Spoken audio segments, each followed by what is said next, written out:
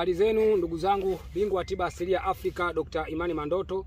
Siku ya leo tunataka kupeana elimu juu ya vipindi vyetu vya uganga wa jadi. Mimi Dr. Imani Mandoto nataka niwape elimu juu ya mambo ya uganga wa jadi. Kulingana ndio kitu pekee ambacho ninachoweza kukuelimisha na wewe ukapata faida ya kuelewa. Nafahamu watu wengi wanapata tiba kutoka kwa waganga wa jadi na wanakutana na changamoto za aina mbalimbali, na mimi Dr. Mandoto nataka nikupe elimu ili upate kuelewa mganga wa jadi. Ili aweze kuwa ni mganga anayekubalika inatakiwa aweje?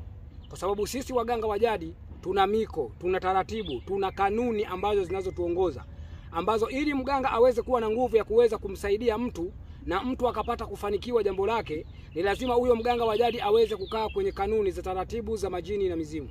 Ieleweke, tunapozungumza mizimu tunamaanisha ni wale wazee wetu waliokuwa wanafanya haki, waliokuwa wanasaidia watu. Sasa wametoka katika nafsi, wametoka katika mwili, na nafsi zao sasa zimebakia kuwa ni nafsi ambazo hazina mwili. Hivyo sisi waganga wa sasa hivi tunaweza kuzitumia nafsi za wale wazee wetu kwa kutupa taarifa, kwa kutuongoza na kutupa mwanga wa namna tunavyoweza kukabiliana na kila aina ya tatizo linalomsumbua mtu anayetufikia kwa ajili ya kuweza kumpa matibabu. Sasa ili uweze kupokea taarifa, uweze kupokea nguvu kutoka kwenye majini na mizimu, wewe kama mganga, kama binadamu, kama mtu, ni lazima kuna vile unavyotakiwa ukae. Kuna miko, kuna taratibu, kuna kanuni. Lakini sasa siku ya leo nataka niwaambie kwamba nyinyi watu ambao mnakwenda kupata tiba kwa hawa watu ambao ni waganga, muweze kuwaelewa kwamba huyu ni mganga ambaye anashika miko, huyu ni mganga ambaye anashika kanuni, huyu ni mganga ambaye amekengeuka, ambaye ukaenda kujua mtu mganga atakapokengeuka, hata kama awe na tunguli, hata kama awe na madawa, hata awe na ofisi kubwa, hata ajifanye kwamba anatembelea magari ya kifahari, anakuwa hana uwezo na nguvu za kuweza kukusaidia. Kutokana sisi waganga, tukiachana na sisi kama binadamu, inatakiwa tuweze kuwa na nguvu za majini na mizimu, ndio tuweze kuwa na nguvu za kuweza kuwasaidia na kukabiliana na matatizo yanayowasumbua watu. Sio kwamba Dr. Mandoto kwamba eti atabakia kuwa na nguvu kwa sababu tu amepata hiyo karama. Hapana, karama ya uganga ni lazima itunzwe. Karama ya uganga ni lazima ujiepushe. Karama ya uganga ina miko. Kwa hiyo haya ninayokwenda kuyataja ndio yale mambo ambayo mganga wa tiba za jadi haruhusiwi kuyafanya.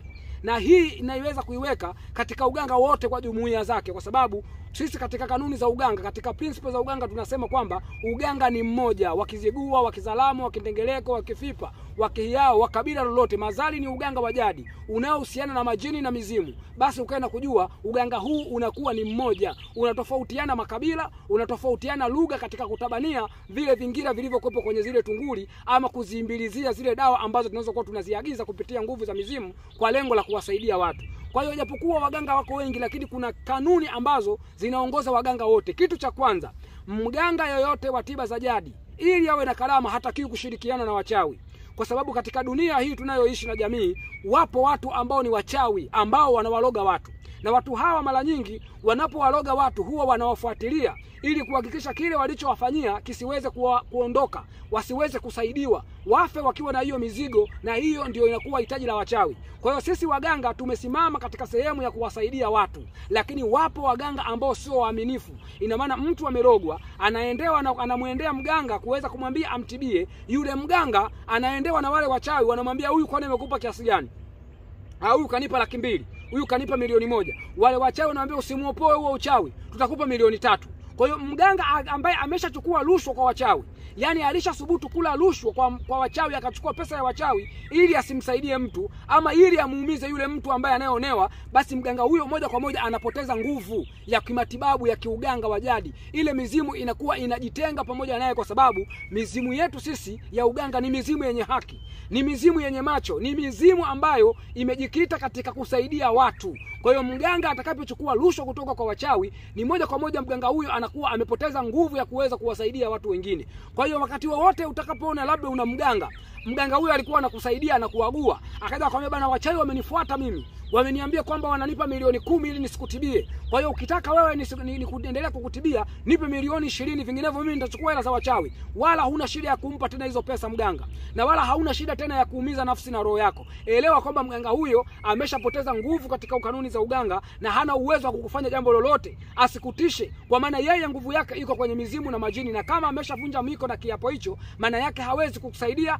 wala hawezi kukufanya kitu chochote wala hawezi kukuzuru. Unachotakiwa ni kutafuta mganga anayefuata kanuni na taratibu. Kwa hiyo kanuni ya kwanza kabisa inayovunjwa na mganga ambaye anapoteza nguvu zake na anakuwa akiwashughulikia watu hawafanikiwi, haijalishi awe na vifaa vya aina gani, haijalishi awe na tunguli nyingi kiasi gani, ni mganga atakapochukua rushwa kwa wachawi.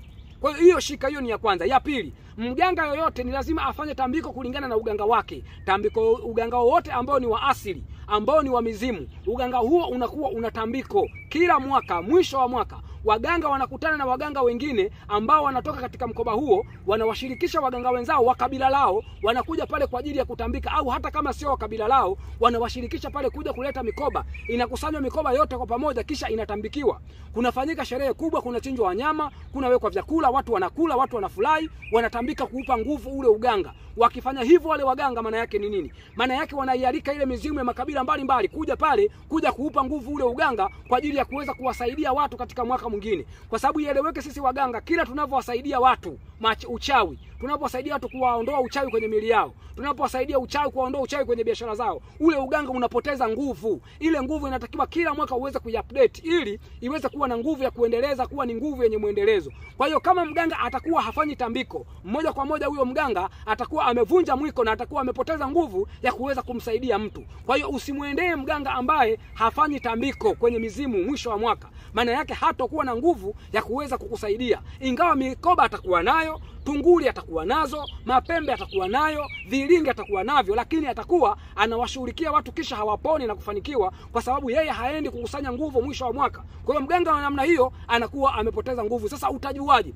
Utajua kwamba uganga, tambiko sio siri. Siku ya tambiko mtu anatakiwa awaalike wateja wake wote na wateja wachangie kwenye ile tambiko, na kila mteja atakayechangia, maana yake ile nguvu kuu inayokwenda kutambikiwa pale, na yeye itakwenda kuaccess kwenye biashara zake, itakwenda kuaccess kwenye afya yake kulingana na ile shida inayoweza kumsumbua. Sio kwamba kila siku uaguliwe. Kama una mganga anayekusaidia, anayekuagua, ina maana mwisho wa mwaka utakapomsaidia wewe kiasi fulani cha fedha ama kitu chochote utakachokitolea kwa ajili ya tambiko, kama ulikuwa una kinga yako inajiupdate, kama ulikuwa una mvuto wako unajiupdate, yani kila kitu kinakuwa kiko active, unakuwa hauna haja tena ya kwenda kwa mganga. Kwa hiyo ukikuta mganga anakuambia kinga yako imekufa nguvu, njoo nikuzindike tena, ujue huyo mganga hana nguvu na ni muongo, anakuongopea. Kwa sababu kama alishakuzindika mwaka uliopita, wewe unachotakiwa ni kumwezesha kiasi kidogo tu siku ya tambiko yake, ili kuupdate tambiko ya kinga yako uliokuwa umewekewa. Kama kuna mvuto ulishughulikiwa na mganga, unachotakiwa wewe ni ile siku ya tambiko, unampa pesa kidogo yule mganga, anavotambika ule uganga, maana yake ule uganga, wale watu wote aliowasaidia kupitia uganga ule kwenye mwaka husika, wanakuwa zile nguvu zinakwenda kuupdate katika maisha yao, wanakuwa wanapata baraka, wanapata mvuto, wanapata kulindwa. Sasa mganga kama hafanyi kinga, ni mganga maana kama kufanyia kinga au kufanyia mvuto, alafu yeye mwenyewe hatambiki ule uganga, zile nguvu zinakuwa zinakwisha. Kwa hiyo hata wale walioagua inakuwa wanashindwa kupata nguvu tena endelevu katika mambo aliyokuwa amewasaidia. Na ndio maana unakuta unaweza ukaaguliwa leo na mganga, ukashangaa matatizo yamepona mwaka huu, mwaka unaokuja yamekurudia tena. Unaweza ukakuta kuna ulipewa kinga na mganga, ukaishi kwa muda mchache, baada ya hapo unaona unaanza kulogwa tena, unashangaa mimi nilizindikwa. Kwa nini sasa naweza kulogwa tena? Ni kwa sababu huyo mganga aliyokwenda kukuzindika anakuwa hana nguvu na hafanyi tambiko, kwa sababu ameasi katika tawala za majini na mizimu. Kitu kingine, mganga haruhusiwi kumuoa mteja wake, wala mganga haruhusiwi kulala na mtu aliyomwagua ambaye amemshughulikia. Kwa hiyo muda wote utakapoona kwamba kuna mganga ambaye anatembea na wateja wake, yani anafanya nao mapenzi au waganga wake au wateja wake, ukenda kujua mganga huyo anaua nguvu na anaua nguvu waganga wake, na anavunja mwiko mkubwa sana ambao hautakiwi katika uganga. Kwa hiyo mimi Dr. Imani Mandoto nakwambia, kama wewe ni mtu umekwenda kwa mganga, ukafika yule mganga ukagundua anafanya mapenzi ama anatembea na wateja wake kama wake zake anawageuza, ama mteja amekwenda kwake, baada ya muda unasikia mganga ameoa yule mteja, basi ukaenda kujua huyo mganga ameshapoteza sifa na hana nguvu za kuweza kuwasaidia watu tena. Kuanzia hapo huyo mganga atakuwa hana uwezo wa kuweza kuwasaidia watu. Ndio wale watu wanaolalamika kwamba tunakwenda kwa waganga tunaaguliwa, hatupati mafanikio. Kwa sababu gani? Kwa sababu wanawaendea waganga ambao wameshavunja kanuni, wa nguvu za mizimu na majini hazipo juu yao. Sasa wanafanya vitu kwa mazoea, wanafanya vitu kutumia majina waliokuwa nayo, na watu wanakuwa hawafanikiwi. Kwa hiyo muda wote utakapoona umekwenda kwa mganga, umeweza kushughulikiwa na haujapata mafanikio, elewa kwamba huenda huyo mganga uliomuendea anakuwa amevunja taratibu taratibu na kanuni, amevunja kitu kinaitwa mwiko. Kwa hiyo hana nguvu za majini na mizimu, na akipoteza hizo nguvu moja kwa moja huyo mtu anakuwa amepoteza sifa ya kuwa mganga, kwa maana ataagua watu hawatafanikiwa, atawapa watu dawa hawatopona, atawazindika watu kinga hazitowasaidia. Bingwa tiba asilia Afrika Dr. Imani Mandoto, nilikuwa nakupa elimu kama hizo. Mambo yako mengi, lakini kwa siku ya leo, kwa hizo dondoo chache nilizokupa, elewa kwamba hivyo ndivyo vitu ambavyo vinaweza kumfanya mganga akivifuata akawa amevunja kanuni. Lakini akishika miko, akitambika, akashika miko, akawa ni mtu ambaye anawahudumia watu kama ndugu zake, wateja anawachukulia kama ndugu zake, anawasaidia watu, hakika na kuhakikishia kila atakayemwagua ataweza kufanikiwa. Mpaka hapo nimefikia mwisho, lakini nakuomba uendelee kusubscribe channel yetu hii, uendelee kushare video zetu hizi, uniulize maswali hapo chini kwenye comment, chochote ambacho haujakielewa ama ulishakutana na changamoto kwa mganga yoyote ile, niulize hapo, mimi nitaweza kukusaidia. Lakini kama unasumbuliwa kwenye mambo yako, kwenye biashara, kwenye mapenzi, kwenye kazi, wewe ni msomi lakini unatafuta kazi ya upati, wewe ni mchimbaji wa madini, unachimba madini ya upati, wewe ni mfanya biashara wateja hawapo, wewe ni mfanya biashara unafanya biashara pesa hauioni, wewe ni mtu ambaye unaojituma lakini pesa hazipatikani, nifanyie mawasiliano Dr. Imani Mandoto kwa namba yangu ya simu ya 0655942428. Mpaka hapo nimefikia mwisho. Asante kwa kunisikiliza na kunitazama.